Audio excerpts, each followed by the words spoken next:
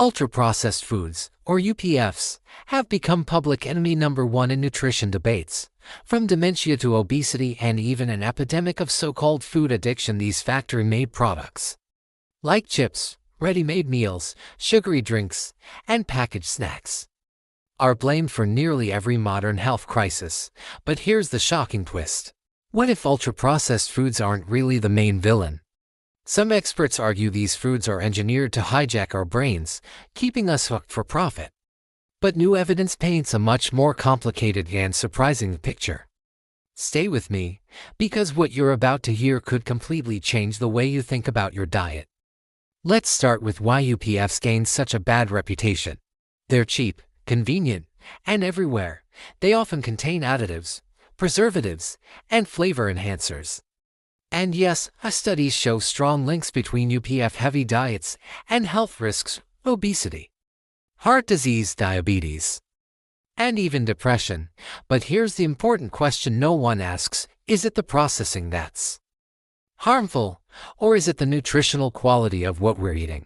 Recent studies, including those published in the Journal of Nutrition and BMJ, reveal something surprising. Not all ultra-processed foods are harmful. Think about this: whole grain bread equals technically ultra-processed, but it can be a great source of fiber.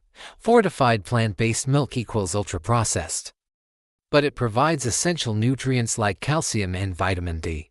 Protein powders or meal replacements equals processed, yes, but they can support certain health goals.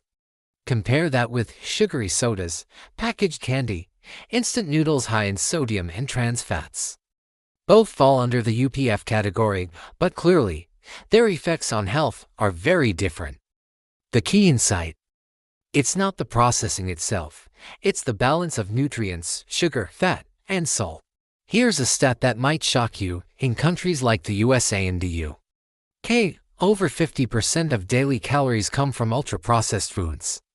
That means many people aren't just eating the occasional packaged snack, they're building their entire diet around them. And when UPFs replace whole foods like vegetables, fruits, and lean proteins, health problems are inevitable. So maybe the real villain isn't the processing, it's the over-reliance on these foods, plus the aggressive marketing that pushes us to eat far more than we need. Instead of fearing every packaged product, here's what science suggests we should focus on: nutritional value. Look beyond the label. Processed.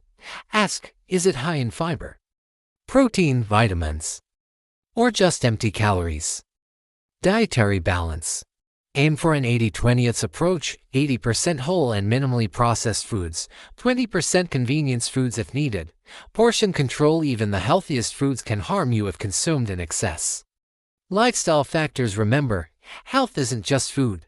Sleep, exercise, and stress management matter just as much as what's on your plate. So here's the truth: ultra-processed foods alone aren't destroying our health. It's the bigger picture of the overall diet, lifestyle, and balance of what we eat. The next time you hear UPFs are toxic, remember, the science is more nuanced than the headlines. Some UPFs can fit into a healthy diet, while others should definitely be limited.